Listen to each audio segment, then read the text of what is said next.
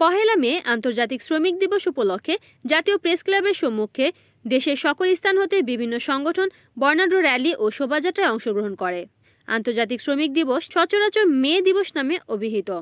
প্রতি বছর পহেলা মে বিশ্বব্যাপী এই দিবসটি উদযাপিত হয়। এটি আন্তর্জাতিক শ্রমিক আন্দোলনের উদযাপন দিবস।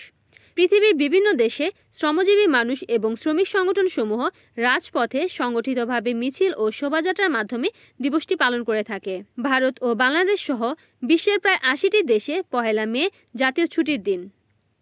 আরও অনেক দেশে এটি বেসরকারিভাবেও পালিত হয়। খোরশেদ আলমের ক্যামেরায় desk report, NN TV, Dhaka.